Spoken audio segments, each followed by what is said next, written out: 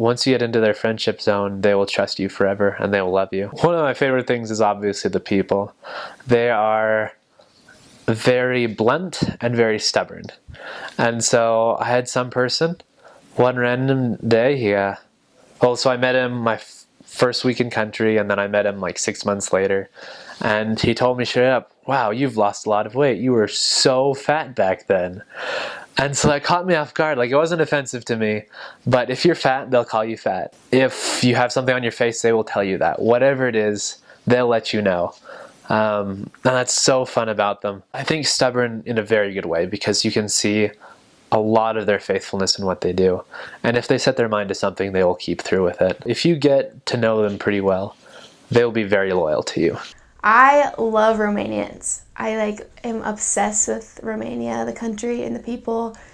Being in Romania was the best experience of my life. I loved it. It was everything I ever wanted and more, being there and what the people taught me. I would say they're very loyal. They're very loyal people.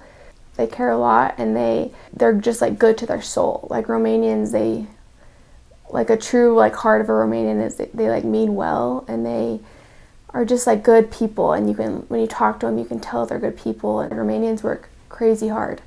It's and wake up at beginning of the morning and you're going all day, you're working all day, and you don't stop, and it's just what they do. And yeah, they're just hard, dedicated people who are loyal and who just care, and I love them so much. They're such good people and taught me so much about love and just determination. And I actually learned the most from a family that I was teaching.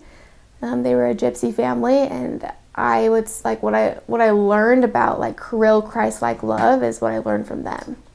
And it was in the way that they treated each other as siblings, and as mother and daughter or father, and just the way their family dynamic was so helpful, so loving, so of course I'll help you, of course I'll do this, of course I'll clean the dishes, or I'll pick up the house, or I'll go to the store. Or it was no question asked. They just did it, and it was all out of just love for one another. And that family, you could tell that they knew that they were all they had, and they lived by that, which was really cool to me. Probably the biggest thing that I love and admire about the Romanian culture, cultura românească, is how family-centric or family-oriented Romanians are. I love that when you go into their home, usually they give you a pair of slippers to put on, and so you feel right at home, and they always serve you good food and make you feel welcomed, and are great conversationalists. Never have a bad conversation with a Romanian, or not an interesting conversation with a Romanian. They always keep you on your feet and laughing. So I love that about the Romanian culture. People are very willing to help teach you Romanian. They're patient with you oftentimes. Romanians are very giving. Something that is different in Romania than America is when Romanians visit another Romanian, they always come with a gift or something to give the host. And I think that's really amazing, and it shows their appreciation in a tangible way. And I love that Romanians love to dance. Going to a nunta, a wedding, or a petrecere, just any party, there's always going to be dancing. And when the hora comes, the traditional Romanian dance, you link arms and dance in a circle. It's the funnest part, and I love connecting with Romanians in that way. And I'm not very good at the foot part, but I like to try. It's always so much fun. A lot of times, if you really get to know someone out there,